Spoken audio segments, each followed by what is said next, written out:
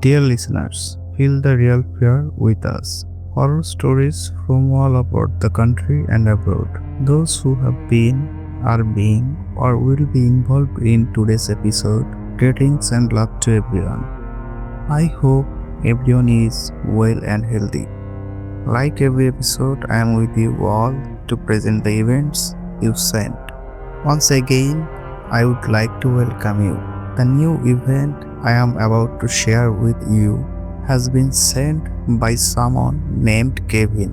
This event was shared with our channel, and the first event isn't from too long ago. It happened in May 2022, the night before Eid. On May 2nd, this incident occurred with the grandmother and mother-in-law. Kevin was also a witness to part of this event. They live in Maryland, and the story took place there on the night of May 2nd, 2022 around 12:30 am. The next day was Eid, and it was also Kevin's birthday. That's why Kevin was staying awake chatting. The house had a large yard in front of it, and the entrance to the room was through this yard. It was made of cement, and there was a sitting area beside the stairs made of cement, which is common in rural areas. Kevin and his wife were sitting and talking there when suddenly the grandmother came out of another room and walked towards the porch, bringing a party with her. They sat on the porch for a while, then lay down. Meanwhile, Kevin and his wife didn't notice anything unusual. They continued their conversation. A short while later, they heard a groaning sound. They searched for the source of the sound and realized that it was coming from the grandmother, Nora. It seemed like she was trying to push something off her chest, as if something heavy was on her chest. But there was nothing visible on her chest. After a while, Nora started vomiting uncontrollably. Kevin and his wife were alarmed and screamed for help. Others came to help her, trying to talk to her, but she was unable to speak, only groaning. After some time, she suddenly stopped moving and fell still. Everyone thought she might have passed away, but then, out of nowhere, she suddenly stood up and started walking without saying anything. Seeing her stand up so strangely shocked everyone. They tried calling out to her, but she didn't respond. She walked towards her room. However, she wasn't supposed to be in that room. She was in another place earlier. As she walked, they followed her and saw her lying on the floor, not on the bed. Then Kevin's uncle, who was sitting beside her, stroked her head, praying and murmuring words of comfort. After 10 to 15 minutes, the grandmother suddenly started laughing loudly. Kevin thought it might have been a joke, as she was a very funny person. But this wasn't a joke. She began saying strange things. She said, "It has come again. It has come." Then she repeated, "Mother, it has come again. What will happen now?" Then Kevin's brother told his sister-in-law to quickly call Frank and let the exorcist know. Now Frank lives just 3 houses away from them, down a narrow road with an old pond next to it. It's a quiet area where people rarely go. After a short walk, they reached the market where Frank and Kevin's aunt had gone earlier. Then, when he called someone and brought them over, they saw Nanu. They saw grandmother in this condition and immediately asked his mother to come quickly. He told her, "We need to buy an exorcist right now." He was sitting next to grandmother, holding his hand tightly. He said, "Don't worry, she will get better. We are going to get an exorcist right now." But while standing by grandmother, he took out his phone and started recording a video. Maybe he wanted to show someone later what was really going on. After a little while, grandmother suddenly burst into loud laughter and said, "So, who are you all? You won't be able to hold me back. Let go of me." Another person standing nearby said, "Mom, I don't think he recognizes me as his son." Grandmother responded, "Who are you? I'm your mother. Don't say anything to me." Meanwhile, this woman was praying and offering flowers on grandmother's head. Every time she blew, Nanu would start struggling. It looked like there were the strength of 10 people in his body. Soon Frank came back with the exorcist. The exorcist sat near grandmother's head, and when people saw the exorcist, they were shocked and scared. Grandmother then shouted in a harsh voice, "Why are you here? Go away. I don't believe you. The previous 12 couldn't do anything, but they saved me. This time, I won't leave. You won't be able to drive me away." He laughed loudly again, and at that moment, Larry felt his body go cold with fear. He started wondering if this had happened before and what was causing grandmother to suffer. After a while, the exorcist started praying over grandmother. As he blew on grandmother, grandmother began to struggle and said, Okay, I will leave, but I have one condition." The exorcist asked, "What condition?" And grandmother then said, "I don't want anything for myself. I don't want cows, goats, or chickens. I just want this girl to eat a proper meal. She hasn't been eating flour for a long time. If you make her eat flour, I will leave. If you keep feeding her, I will come back. If you don't keep feeding her, I will come back. And this time, you won't be able to drive me away." After saying this, grandmother collapsed to the floor. The exorcist told the family to immediately make some flour, cook it, and feed her. He also told them not to let her go outside alone at night. After a while, grandmother regained consciousness and seemed fine. She said, "What happened? Why does my body hurt? Why are there so many people around?" Then his uncle asked him, "Do you remember anything?" Grandmother said, "When I was sitting inside and chewing betel nuts, I suddenly thought I heard someone calling me from outside. I strained my ears and realized the voice sounded like my father's. I went outside, but there was no one there. Then I remembered my father passed away 35 years ago. How could I hear his voice? It must have been my imagination. Suddenly my body became heavy. I went to the porch and sat down, and then lay down. After a while, it felt like something heavy was sitting on my chest. I tried to push it off, but it was like a shadow. I couldn't get rid of it. I started to vomit and lost consciousness. After that, I don't remember what happened." Hearing this, Larry asked, "Did something like this happen to you before?" Grandmother replied, "Yes, about 7 years ago. I was at a hotel in the market I used to run the hotel with your grandfather.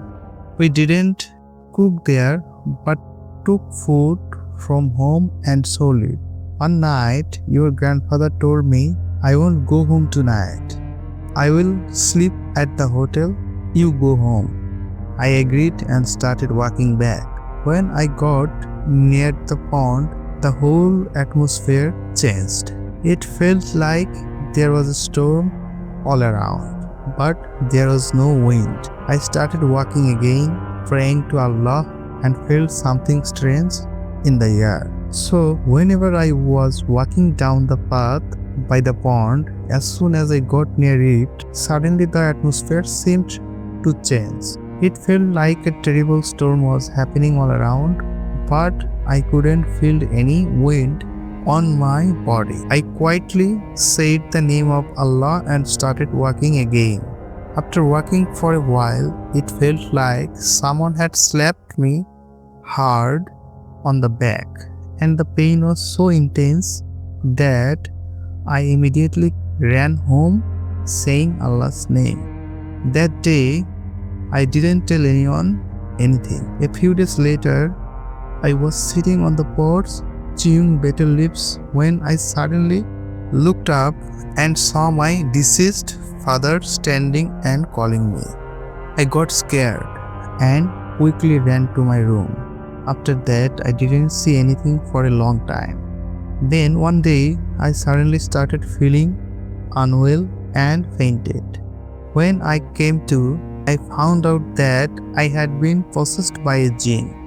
Don't talk about it much, but if someone has experienced such problems, they can understand how painful it is. It's very serious. So that's about the jinn situation with my grandmother. But the strange part is that on that day, I didn't ask for anything for myself, meaning I didn't want anything. Was that good or bad? Or somewhere in between? I'm not sure. But the local people say that pond near our area, when people walk near it at night, many have said that they experienced something strange or terrifying. Some were so scared they couldn't explain it. Kevin and Larry said that those who had frightening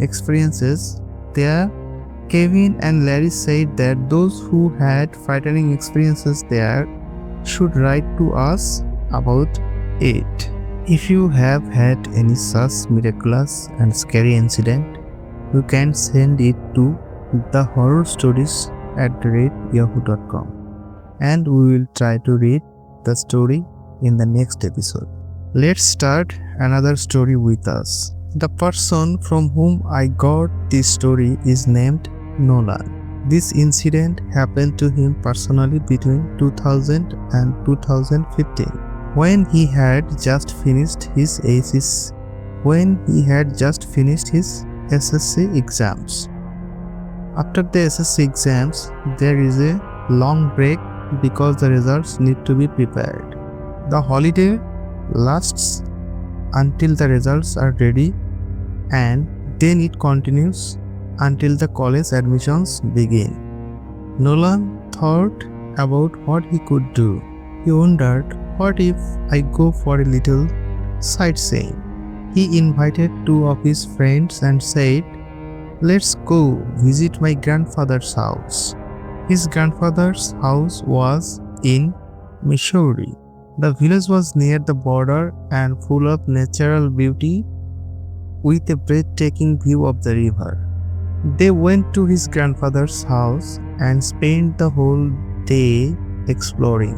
But since it was a remote area, even in 2015, there was no electricity there. After sunset, the whole village would become completely silent. It was so dark that they had to use lamps, oil lamps, or hurricane lamps for light. After dinner, most people would go to sleep.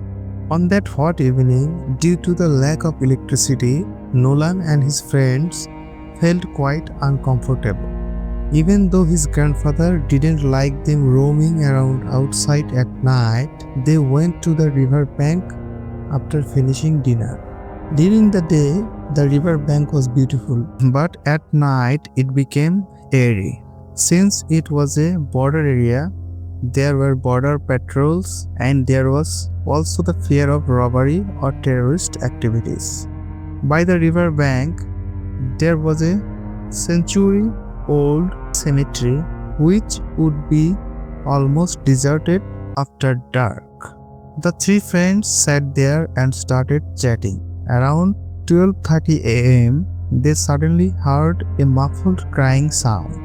At first, they thought it was just their imagination, but after a little while, the sound became louder. It was the voice of a woman. They thought maybe someone was in trouble. They wondered if a woman had gotten into danger due to human trafficking near the border. Nolan was a bit scared, but his brave friends, with the intention to help, walked toward the sound. The cry was coming from the bushes near the river. But the more they moved towards the sound, the more it seemed like the sound was moving away. At one point, Nolan told his two friends that they should leave, as he wasn't feeling good about the situation. But they scolded him and said, "How can you say that? People are in danger, and you want to leave? What kind of person would say that? In a dangerous place like this, if someone is alone, they could get killed. We need to act quickly and rescue them." Hearing this, Nolan reluctantly followed his friends. It was a moonlit night, and there were fireflies lighting up the area, illuminating a large part of the surroundings. But after going a little further, they saw something horrifying. They weren't prepared to see it. A young woman's body was hanging from a thick tree branch. It seemed like someone had directed a soft light at her face, casting a shadow on her features. The light made her face visible, but it was a terrifying sight. Her tongue was hanging out, and blood was dripping from her mouth. Her eyes were closed, and the moonlight made her features even more chilling. Suddenly, the young woman's eyes snapped open, and she started directly at the three of them. Suddenly, the young woman's eyes snapped open, and she stared directly at the three of them. This made them freeze in fear. Then, unexpectedly, she started laughing in a horrible way. It was a sight that could easily make everyone faint with fear. Three young people who had just completed their SSC exams could have easily passed out or even died from fear if they saw something like this at night. Suddenly, Nolan felt someone tugging at him from behind. One of his friends was pulling him, trying to get him to run. Without thinking, Nolan ran in the direction his friends were going, but he felt like something was chasing them. They ran for their lives, but suddenly something hit them with great force. Nolan lost consciousness, and when he regained his senses, he found himself surrounded by two members of the BJP. It was early morning, and they had found him near the river bank. They had picked him up from there and brought him to where he was now. They asked for his identity and address, and when they got that information, they sent word to another officer. Meanwhile, Nolan suddenly remembered his two friends. When he mentioned them to the BJP members, a team was sent to search for them. They eventually found them in the nearby village, sitting near a mosque. It turned out that they hadn't fainted, but had simply lost their way while running in the dark. After running for a long time, they ended up near the mosque and sat there. When they were brought back, it was morning, and people had gathered for prayers. After hearing everything, they understood that this was all Nolan's doing. It was morning, and he had come to the mosque to pray. After hearing all the events, when they realized that Nolan's grandfather's house was the one you had to come to, they started talking about different things. Meanwhile, people were coming over searching for them. When asked if they had seen anything strange on the way here, they said that after leaving the place, they felt something was following them from behind. However, when they got closer to the mosque, they didn't see anything. Looking back, the locals said that some time ago, due to a family dispute, a girl named Ruby went to a tree by the riverbank and hanged herself. Since then, many people had heard her crying. Nolan had been sick with a fever for about a week, but after that, he became healthy again. That was the incident. If you have had any such miraculous and scary incident, you can send it to the horrorstories@yahoo.com and we will try to read the story in the next episode.